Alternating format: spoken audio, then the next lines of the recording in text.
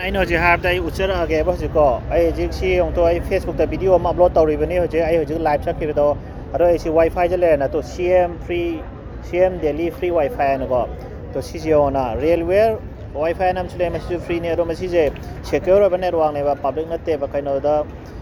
ꯈꯪꯉꯦꯗꯅ ꯀꯅꯦꯛꯇꯦꯠ ꯑꯟꯁꯦꯀ꯭ꯌꯣꯔ ꯑꯣꯏꯅ ꯊꯥꯔꯛꯀꯗꯧꯅꯤ ꯁꯤꯗ ꯑꯗꯨ ꯅꯠꯇ꯭ꯔꯕꯅꯦ ꯑꯗꯨꯅ ꯃꯁꯤ ꯁꯦꯀ꯭ꯌꯣꯔꯅꯤ ꯃꯌꯥꯝ ꯑꯗꯨꯝ ꯈꯪꯕꯤꯌꯨ ꯁꯤ ꯌꯥꯝ ꯐꯩꯅ ꯈꯜꯂꯦ ꯑꯇꯣꯞꯄ ꯅꯦꯠꯋꯥꯛ ꯑꯃꯐꯥꯎ ꯐꯪꯗꯦ ꯇꯣ ꯔꯦꯜꯋꯦꯌꯔ ꯐ꯭ꯔꯤ ꯁꯤ ꯀꯅꯦꯛꯇꯦꯠ ꯇꯧꯔꯦꯗꯅꯀꯣ ꯍꯧꯖꯤꯛꯀꯤ ꯋꯥꯏꯐꯥꯏ ꯀꯩꯅꯣ ꯑꯣꯏꯕꯗꯨꯁꯨ ꯑꯩꯆ ꯗꯤꯗ ꯑꯞꯂꯣꯗ ꯇꯧꯈ꯭ꯔꯕꯅꯤ ꯌꯦꯡꯉꯨꯅꯦ ꯁꯤ ꯐꯖ ꯌꯥꯈ꯭ꯔꯦ ꯃꯁꯤꯒꯤꯁꯦ ꯀꯦꯃꯦꯔꯥꯁꯦ ꯃꯅꯤꯡ ꯑꯣꯟꯕꯗꯤ ꯌꯥꯗ꯭ꯔꯕꯅꯤꯅꯀꯣ ꯑꯩ ꯁꯤꯗ ꯉꯁꯥꯏꯒꯤ ꯑꯩꯅ ꯍꯧꯖꯤꯛ ꯍꯥꯏꯕꯗꯣ ꯁꯤꯁꯦ ꯂꯩꯔꯦꯗꯅ ꯑꯁꯤꯒꯤ ꯃꯆꯥꯁꯦ ꯎꯕꯤꯕ꯭ꯔꯥ ꯃꯌꯥꯝ 시기제 또 시기제 시 우비래드나 에이지 하기 우차기부터 시내봐 아도 hꯧ직 kano yengase ai hꯧ직 speed test tawtharakeko speed test adi tappa yai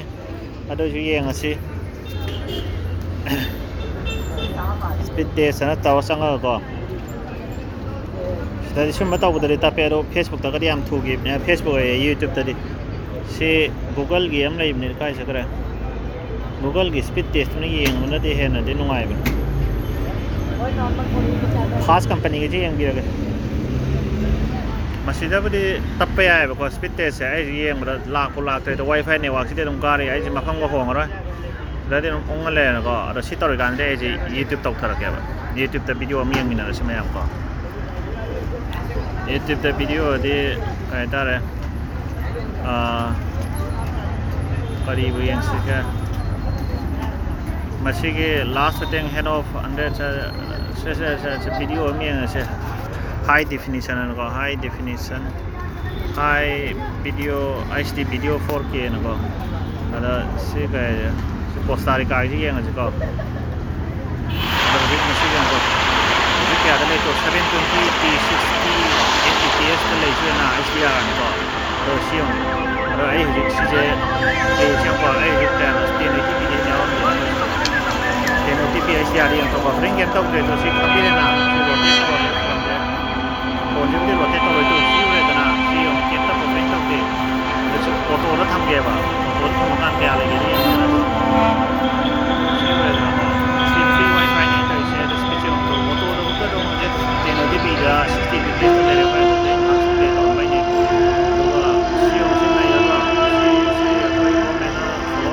ni ai to bang se siong yang je 4K ultra HD no project for ITP de lai ko si jo sky no ne ma je ai no yaw ge ko 20p yaw de se yang ko speech yang ko mayam yang bio to kem to de jo ai siang adra ai si video recorder isu budi ai 720 na 1080p ra screen to recorder je orang ni ko ado isu si yang bio ba mayam to kya da no quality je 1440p dane lai yo 1080p ga 1080p auto da thamuk ta ro sine ya je speed je bajana nai re ba mayam khange dana ai hoji si je adom ubira mani ai si video je hapo chara ge kayam koina kai hata re kai masi je kayam na data kayam pini hadu di adum ni khang ka 1GB oidera 2GB oidera unlimited oidera na adum di daka na tredana 500 to por siam phaidana hoi adu si che mafong khodi makto di lakri ai din level room do su lakti ai nei room da lakta ne je hardware ka loi do log do su yare na speed ka su tap poi driver adum upload speed to adum thure aduna siam kanai ai si video je sidage dum se ngahal le ga upload dum tok thor ke si pham na ai je kan iPhone da di hangak ne kamai tok na gyan bu ta de na ai na je ai iPhone da torom de ne ko ai je samna ha da ai kai da kai ai je iPhone da ai ji yong ko si yeng bi ro ma si je to sre je wifi je so on to CM Delhi na to na si ubi ram na to to si je unsecure network di thai ba ko sida ado si login ga torki de hanga kini moina budi ko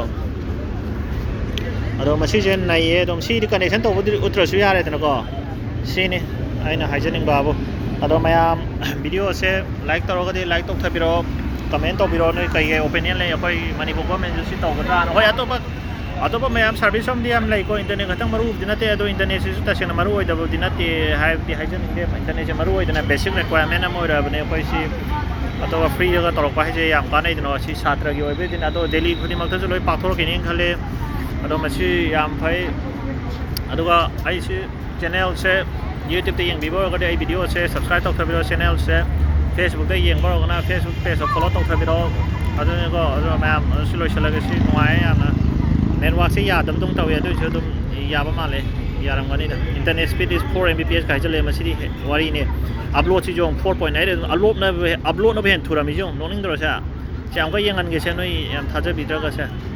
ꯑꯩꯁꯦ ꯈꯔ ꯄꯦꯟꯒꯦ ꯐꯖꯕ ꯁꯛꯁꯦ ꯇꯣ ꯍꯧꯖꯤꯛ ꯀꯩ ꯀꯥꯏ ꯆꯠꯈ꯭ꯔꯦ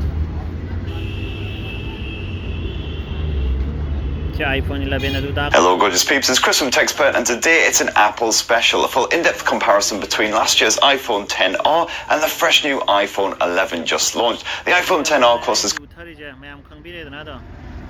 ꯁꯤꯗ ꯈꯔ ꯕꯐꯔꯤꯡꯕꯨ ꯇꯧꯔꯕꯣ ꯀꯩꯒꯤꯅꯣꯅꯦ ꯕꯐꯔꯤꯡ ꯇꯧꯔꯤꯁꯤꯕꯣ ꯈꯪꯗꯦ down in price since the iPhone 11 came along. It's now £629 compared with the £729 iPhone 11. But is the 11 worth